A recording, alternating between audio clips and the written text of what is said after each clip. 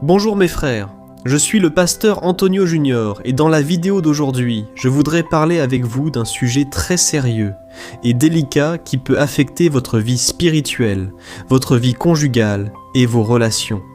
Je parle des démons sexuels, également connus sous le nom de conjoints spirituels, qui sont les incubes et les succubes. Avez-vous déjà entendu parler d'eux ? Avez-vous déjà rêvé que vous aviez des rapports avec quelqu'un que vous ne connaissiez pas ? Ou avez-vous déjà eu l'impression d'être abusé ou abusé alors que vous étiez éveillé ? Avez-vous des difficultés à vous engager dans une relation, à avoir des enfants, à trouver l'harmonie dans votre mariage, ou même à ressentir du désir pour votre conjoint ? Si vous avez répondu oui à l'une de ces questions, il se peut que vous souffriez d'un problème spirituel très grave et que vous soyez attaqué par un démon sexuel qui veut vous éloigner de Dieu et des autres personnes. Ces démons veulent vous contaminer avec une perversion spirituelle qui va vous apporter de la confusion, de la condamnation et une angoisse dans votre esprit. Mais comment pouvez-vous savoir si vous êtes tourmenté par ces démons ? Frères, la Bible parle de certaines choses à ce sujet, sur la façon dont cela peut arriver. Mais elle nous révèle aussi l'arme que nous pouvons utiliser pour lutter contre cette oppression, d'accord ? Je sais que c'est un sujet polémique, un sujet un peu lourd, mais il est important que nous, en tant que chrétiens, soyons conscients de cette réalité et sachions comment nous protéger et nous libérer de ces démons une bonne fois pour toutes. C'est pourquoi je t'invite à regarder cette vidéo jusqu'à la fin avec beaucoup d'attention et dans un esprit de prière, parce que je vais répondre à toutes tes questions en me basant sur la parole de Dieu, d'accord ? Avant de commencer, je te demande simplement de cliquer sur le bouton s'abonner ici. Sous la vidéo, à côté, il y aura une cloche. Active aussi cette cloche et sélectionne l'option « Toutes » pour que tu reçoives les prochaines vidéos directement sur ton téléphone, où que tu sois. D'accord ? Alors, commençons. Frères, cela fait déjà un certain temps que je reçois beaucoup de demandes de prière de personnes qui disent souffrir d'un problème spirituel très sérieux. Elles sentent qu'un démon a des relations avec elles pendant la nuit ou même pendant la journée. Vous arrivez à croire ça ? C'est plus courant qu'on ne l'imagine. Et certaines de ces personnes racontent qu'elles n'arrivent pas à avoir d'enfants dans le monde physique parce qu'elles ont des désirs refoulés ou des traumatismes liés à la maternité ou à la paternité. Et il y a d'autres personnes qui disent qu'elles n'ont pas d'harmonie dans leur mariage ou qu'elles n'arrivent même pas à se marier. Il y a des cas où une personne sent que quelque chose abuse d'elle-même quand elle est éveillée, comme je l'ai dit au début de cette vidéo. Et j'ai même entendu parler d'une personne qui était dans un centre commercial et elle a senti qu'un démon contrôlait son corps et abusait d'elle. Frères, je sais que cela peut sembler étrange, absurde ou fou pour certains d'entre vous, mais ce n'est pas quelque chose de nouveau. Une fois, j'ai vu le commentaire d'une jeune femme qui a dit qu'elle s'était réveillée nue dans son lit. Elle était seule et elle n'a même pas compris ce qui s'était passé. J'ai aussi entendu le témoignage d'une jeune femme disant que chaque nuit, un homme venait et avait des relations avec elle. C'était quelque chose de perturbant. Cela lui apportait un grand vide dans le cœur, et elle ne savait pas comment s'en débarrasser. Et vraiment, j'imagine que c'est quelque chose de très difficile à gérer. C'est quelque chose de très compliqué. Mais nous allons commencer par lire ici ce que la Bible dit, car il y a un verset dans le livre d'Isaïe, chapitre 34, verset 14, qui dit quelque chose de très intéressant. Faites attention. Les animaux du désert rencontreront les hyènes et le bouc sauvage appellera son compagnon. La créature nocturne se reposera aussi là et y trouvera un lieu de repos. Regardez ça, frères. Cette créature nocturne que je viens de lire devant vous est appelée Lilith dans d'autres versions de la Bible. Maintenant, dans votre Bible, si vous lisez ce passage, il y aura probablement une note explicative disant que Lilith est une créature de la nuit. Dans de nombreuses religions à travers le monde, il existe ces démons appelés incubes et succubes, qui sont des entités masculines ou féminines, venant pendant le sommeil, pour séduire les gens et avoir des relations avec eux. Frères, ce n'est pas un mythe, c'est la réalité de choses que les gens affrontent et subissent tous les jours. Et souvent, ils ont honte d'en parler à quelqu'un parce qu'ils pensent que les autres vont croire que c'est de la folie. Et si nous lisons dans le livre de la Genèse, chapitre 6, la Bible dit que les fils de Dieu, que je crois être les anges déchus, dans ce contexte, ils sont venus sur la terre et ont eu des relations avec les femmes. Ils ont eu des relations physiques avec elles. Et il faut rappeler que ces anges déchus sont rebelles. Ils n'obéissent pas à Dieu. Donc même si la relation entre un ange et un être humain est interdite, ils ne s'en souciaient pas, tu comprends. Et le livre de Jude nous dit que ces anges ont dépassé les limites que Dieu avait fixées pour eux. Et c'est pourquoi le Seigneur les a gardés dans les ténèbres, enchaînés pour l'éternité, en attendant le jugement du grand jour. Donc, il est tout à fait possible que ces entités aient ce type de relation. De plus, nous voyons dans d'autres parties de la Bible que les anges ont pris une forme physique, ont marché, ont parlé, ont mangé. Et si c'est le cas pour les anges, cela peut aussi arriver avec les démons, qui sont ces anges déchus. Et, selon la Genèse, ces êtres spirituels venaient et avaient des relations sexuelles avec les femmes et engendraient une descendance hybride appelée les Néphilim, qui étaient des géants. Maintenant, frères, ce problème continue jusqu'à aujourd'hui. Les démons ont encore des relations sexuelles avec les gens. Mais maintenant, ils n'engendrent plus d'enfants physiques avec ces personnes. Ils les contaminent plutôt avec une perversion spirituelle, rendant les gens confus, perturbés, voulant mettre fin à leur propre vie, apportant de nombreux effets négatifs dans la vie quotidienne des gens. Parfois, ces démons perturbent les relations, le mariage, la paix et le bien-être des gens. Et nous savons que l'objectif final de Satan est effectivement d'apporter l'inquiétude et d'éloigner les gens de Dieu pour toujours. Tu te souviens de ce que j'ai dit au début sur le succube et l'incube? Ce sont des créatures issues d'anciennes traditions et croyances, et elles sont souvent associées à la séduction et à la sexualité. Dans de nombreuses cultures, à travers le monde, y compris au Moyen-Orient, en Asie, en Afrique, et chez les peuples autochtones d'Amérique, il existe des légendes de démons qui séduisent les êtres humains pendant leur sommeil. Et, pour de nombreux spécialistes du christianisme, ces créatures ont été réinterprétées comme des entités démoniaques qui tourmentent les hommes et les femmes dans leurs rêves. Et juste pour que vous compreniez, le mot incube vient du latin incubar, qui signifie s'allonger sur quelqu'un. Par conséquent, il s'agirait d'un démon masculin qui cherche à avoir des relations avec une femme endormie. Et le mot succube vient du latin succubar, qui signifie s'allonger en dessous, et il est associé à un démon féminin qui a des relations avec un homme endormi. Parfois, ces démons sont aussi associés à la figure de Lilith, la créature de la nuit dont je t'ai parlé dans Isaïe. Ces démons peuvent provoquer des troubles du sommeil et perturber la vie des gens, en causant des rêves érotiques et des sensations physiques. Et ils peuvent aussi affecter l'état émotionnel et spirituel, amenant les gens à se sentir épuisés, coupables, condamnés ou accusés. C'est pourquoi, mes frères, de nombreuses personnes sont attaquées par ces démons. Elles se sentent complètement découragées par la vie. Elles ne prennent plus plaisir à rien, dans aucune relation. Et cela cause très souvent le divorce. Mais faites très attention à ce que je vais vous dire. Cela ne veut pas dire que toutes les personnes qui affrontent ces problèmes sont sous l'influence de ces démons. Mais si vous avez ces expériences récurrentes de relations intimes, dans vos rêves, avec des entités inconnues ou familières, vous pouvez être en train de faire face à ce type d'esprit. Beaucoup de personnes qui cherchent la délivrance spirituelle rapportent avoir souffert de ce type d'attaque. Et souvent, après avoir été délivrées, ces expériences cessent tout simplement. Les personnes mariées retrouvent souvent l'amour et l'affection l'un pour l'autre, et celles qui ne sont pas mariées, souvent, Dieu les a amenées à se marier parce que ces démons les en empêchaient, parce que ces entités sont très jalouses de vous voir avec une autre personne. Maintenant, je vais t'aider à identifier d'où peuvent venir ces oppressions, et je vais te montrer ce que tu dois faire pour en finir une bonne fois pour toutes, d'accord ? Frère, généralement, ces démons peuvent entrer par 5 portes qui sont ouvertes dans ta vie. La première porte par laquelle les démons sexuels peuvent entrer, c'est celle-ci, tu peux y aller. Et donc, alors, toi, tu es là, problème de santé, toi, la sorcellerie, les sorts, les potions d'amour, la magie noire, tout ce qui est fait contre une personne dans sa vie sentimentale. Cela arrive quand quelqu'un fait un travail contre toi, peut-être quelqu'un qui veut être avec toi, ou quelqu'un que tu as blessé, ou quelqu'un qui ne peut pas être avec toi. Alors, ils vont au terreiro, chez un sorcier ou une sorcière, et ils font un travail contre toi.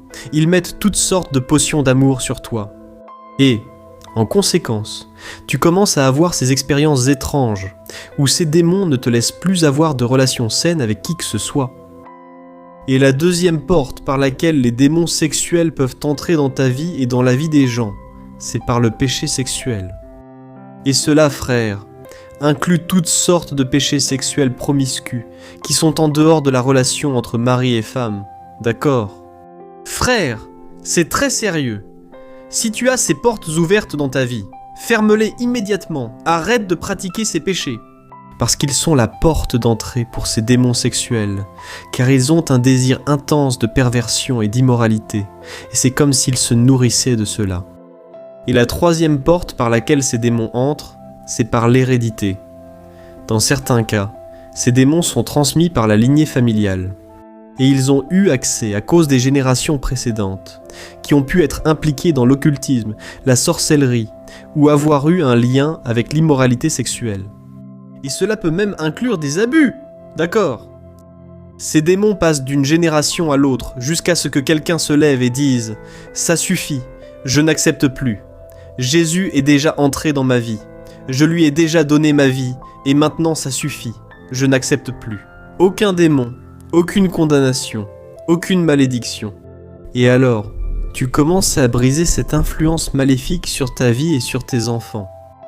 Et la quatrième porte par laquelle les démons peuvent entrer dans la vie d'une personne, c'est par l'abus sexuel. En plus de la souffrance que la personne subit déjà à cause de l'abus, elle peut encore être tourmentée par ces démons. Et ce n'est pas de sa faute, mais c'est le démon qui joue toujours sale. Il profite de cette situation. Et si la personne ne s'affermit pas avec Jésus, si elle n'ouvre pas son cœur au Christ, le démon peut entrer et détruire la vie de cette personne. Je me souviens d'une situation où j'ai prié pour une jeune femme qui était possédée par le démon du lesbianisme, et elle m'a raconté qu'en effet, elle avait été abusée, très souvent, par quelqu'un de la famille. Et peut-être que tu te demandes, mais pasteur, le démon n'aurait-il pas dû entrer dans l'autre personne qui a fait cela et non dans la victime ? Frère, il faut juste comprendre qu'une personne qui abuse d'une autre, en réalité, elle a déjà des démons qui l'accompagnent, qui l'influencent, tu comprends ? Alors, quand cette personne commet l'abus contre quelqu'un, à ce moment-là, il y a un transfert d'esprit, parce que les démons se transmettent par le sexe. J'ai fait une vidéo ici sur ma chaîne où je parle de ça, qui s'appelle « Ce qui se passe dans le monde spirituel quand tu vas au lit avec quelqu'un ». Je la laisserai à la fin de la vidéo et tu comprendras de quoi je parle, d'accord ? Malheureusement, l'abus est l'un des points faibles par lesquels les démons entrent. Et là, la personne doit chercher la guérison, la délivrance en Jésus, afin que tout ce qui s'est attaché à elle puisse être brisé. Et la dernière porte par laquelle les démons entrent, ce sont les liens d'âme. Frère, le lien de l'âme se produit lorsque vous avez eu un lien émotionnel fort avec une personne. Peut-être que vous n'avez même pas eu de relation physique avec cette personne, mais vous dépendiez beaucoup de cette relation. Et cette personne s'est éloignée de votre vie, et ce qu'il reste maintenant, c'est votre âme amère. Et l'ennemi profite de ce point faible. Et il entre comme ce conjoint spirituel et commence à infliger de la torture, du tourment et très souvent, de la violence. Très souvent, la personne se réveille avec des griffures. Frère, c'est terrible. La bataille spirituelle existe, et c'est pour cela que j'ai voulu enregistrer cette vidéo. Alors, si tu t'es reconnu d'une certaine manière, si tu veux laisser un commentaire ici, même pour encourager d'autres personnes à lutter contre ces démons. Et cela va certainement aider beaucoup de gens. Et je vais partager avec toi ici maintenant quelques conseils pratiques pour que tu cesses d'être tourmenté par ces démons. Je crois vraiment que Dieu peut et veut te libérer, mais d'abord, tu dois remettre ta vie à Jésus-Christ, vraiment la remettre, tu comprends ? Ce n'est pas seulement en parole, mais c'est de tout ton cœur. Ce n'est pas seulement faire une prière de repentance, mais c'est consacrer ton corps, ta vie entièrement à lui. Et lorsque tu remets ta vie à Jésus-Christ, ton corps devient un temple vivant, et le Saint-Esprit commence à habiter en toi. Et la Bible garantit que le malin ne te touche plus. Il n'entrera jamais en toi. Il peut, en effet, t'influencer si tu laisses le péché entrer dans ta vie. Mais maintenant, c'est le Saint-Esprit qui doit te contrôler.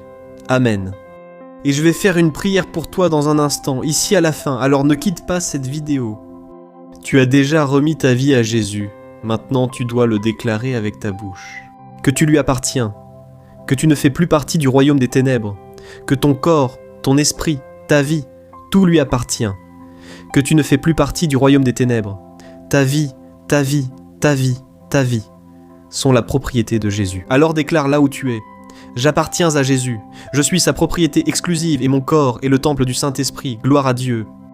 La troisième chose que tu dois faire, c'est renoncer à ces démons et les chasser au nom de Jésus.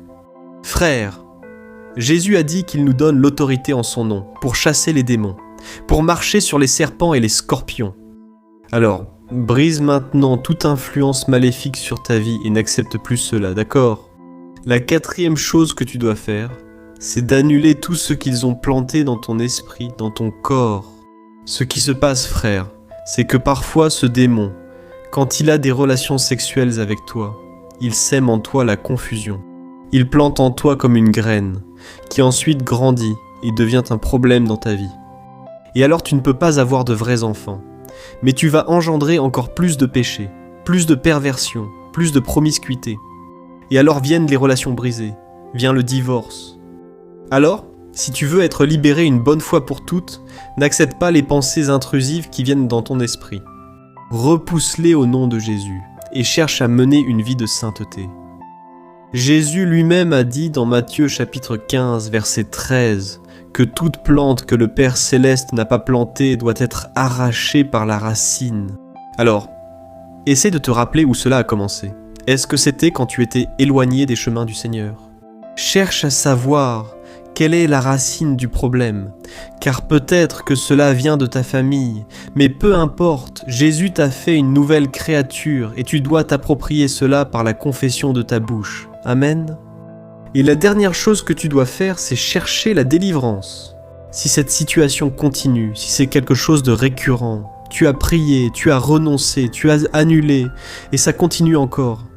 Alors, cherche de l'aide spirituelle, cherche l'aide d'un pasteur, d'un prophète, cherche quelqu'un qui prie, tu vois. Je sais qu'il y a beaucoup d'églises qui n'y croient pas, mais la plupart y croient, et tu peux demander la prière à quelqu'un qui a un ministère de délivrance. Demande à ces personnes de prier pour toi, et je suis sûr que Dieu va te libérer complètement au nom de Jésus. Avant de prier, je veux que tu fasses attention à quelque chose. Comme je l'ai dit, si cette attaque spirituelle t'est arrivée une fois ou deux, cela ne veut pas dire que tu as un démon, cela peut simplement être une attaque spirituelle. La nuit, un rêve perturbant, donc, ce n'est pas parce que Satan est venu à toi en rêve et qu'il a fait quelque chose comme ça, une fois ou deux, que cela signifie que tu as un démon. De la même manière, si Jésus apparaît dans ton sommeil pendant la nuit et te donne une vision ou un rêve, cela ne signifie pas non plus que tu as le Saint-Esprit. N'est-ce pas vrai? Peut-être que tu ne t'es pas repenti de tes péchés, mais Dieu te parle déjà dans ton rêve. Alors, toi seul sais si tu as vraiment donné ta vie à Jésus et si tu es prêt à marcher avec lui. La Bible donne de nombreux exemples de personnes qui ont eu une visitation de Dieu et qui ne se sont pourtant pas converties. Par exemple, Nabuchodonosor, le pharaon. Donc, ces personnes ont eu des révélations, mais elles ne se sont pas pour autant données à Jésus. Alors maintenant, je vais prier pour toi. Si tu as compris ce message et après cette prière, je te demande une chose. Partage cette vidéo avec au moins 3 à 5 personnes sur WhatsApp. Et je suis sûr que Dieu va t'utiliser. Il y a beaucoup de personnes qui souffrent dans ce domaine, et elles n'en parlent à personne. Amen. Alors prions maintenant. Seigneur, mon Dieu et mon Père, nous nous approchons de ta présence en ce moment. Père, merci beaucoup Seigneur pour cette vidéo, pour ce message, et merci beaucoup pour la vie de chacun qui est ici en train d'écouter cette parole maintenant. Père, nous reconnaissons ton amour, ta grâce, et nous reconnaissons, ô Dieu, que c'est la vérité qui nous libère, et ta parole est la vérité. Et au nom de Jésus, maintenant, Père, alors que nous luttons contre ce mal, que beaucoup de personnes affrontent en silence, sans en parler à personne, et nous savons, mon Père, que l'ennemi est derrière tout cela.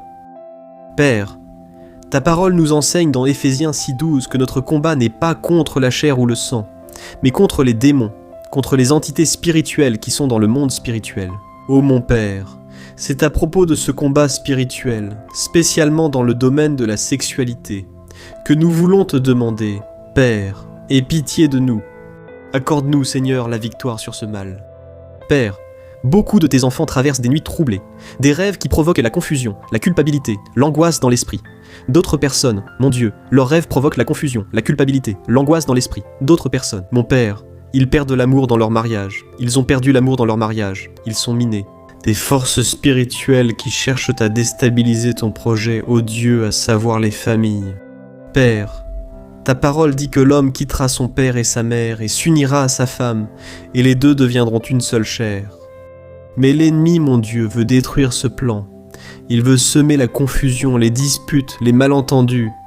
Et c'est pourquoi, mon Dieu, en ce moment, nous annulons tout le mal contre nous. Nous te demandons pardon, Seigneur, d'avoir ouvert des portes dans le monde spirituel à des pratiques qui ne te plaisent pas. Très souvent, la promiscuité dans le mariage. Très souvent, les gens se sont impliqués, mon Père, dans la sorcellerie, la magie, le spiritisme, tant de chemins qui ne sont pas en accord avec ta parole. Père, je sais que beaucoup ont fait cela dans l'ignorance, sans comprendre, mais maintenant ils héritent de combats spirituels de leurs ancêtres, de leurs familles. Et il y a encore beaucoup de personnes, mon Père, qui ont affronté des blessures dues à des abus sexuels, à des traumatismes profonds que l'ennemi utilise pour emprisonner ces personnes. Ô Dieu, étends tes mains maintenant. Père, accorde le pardon. Que ta vérité, Père, prévale, car l'ennemi est un menteur et il veut emprisonner les gens. Seigneur, que jamais ces personnes n'aient à nouveau de rêves perturbateurs, ni de visites de démons dans leur lit, dans leur corps. Au nom de Jésus, couvre cette personne, mon Père, avec ton sang, que cette personne utilise l'autorité que tu lui as déjà donnée. Père, moi, en tant que pasteur de ce troupeau, je reconnais que l'autorité est dans le nom de Jésus. Elle n'est pas en moi, elle n'est en aucun être humain, elle est en toi, Jésus. Et je te demande, protège ces personnes maintenant. Que cette personne ressente, mon Père, ta paix, ta joie, et que tes anges soient campés autour de cette personne bénie. En ton nom, Jésus, je renonce, je réprimande tout esprit maléfique, tout incube, tout succube, toute force démoniaque qui tente de s'infiltrer dans les rêves, les relations et les émotions des personnes. Ô mon Père, bénis le mariage de chaque frère et chaque sœur qui prient avec moi, que la flamme du véritable amour, pur et saint, règne à nouveau dans ces cœurs. Ô mon Dieu, que la confiance soit restaurée, que chaque foyer soit le reflet de ton royaume ici sur terre. Déverse, mon Dieu, des bénédictions sans mesure, que ta joie, que ta paix et l'intimité reviennent dans ce couple au nom de Jésus. Seigneur, nous reconnaissons que bien souvent nous sommes faillibles, nous sommes pécheurs, mais c'est dans notre faiblesse que ta puissance s'accomplit. C'est pourquoi, mon Dieu, ne nous laisse pas sans secours. Lorsque nous serons tentés de pécher, lorsque nous serons affaiblis, viens avec ta force et conduis-nous sur le chemin de la sainteté. Je te remercie, Seigneur, car tu es fidèle, tu es bon, miséricordieux, et c'est en ton nom, Jésus, que nous recevons la guérison et la délivrance une fois pour toutes dans nos vies. C'est au nom de Jésus que je prie et que je te remercie. Amen, gloire à Dieu. Ô mes chers frères, croyez au miracle, à la délivrance. La parole a été proclamée, tu l'as reçue, et maintenant le malin n'a plus de pouvoir contre toi, d'accord ? Crois que le Seigneur fait déjà camper ses anges autour de toi, là sur ton lit, dans ta maison. Et n'oublie pas de partager ce message. Beaucoup de personnes ont besoin d'entendre cela, et malheureusement on n'en parle pas dans les églises. Mais j'espère que ce message atteindra beaucoup de cœurs grâce à toi. Que Dieu te bénisse abondamment. Je t'attends dans la prochaine vidéo. Je t'embrasse bien fort. Reste dans la paix du Seigneur. Numéro 2.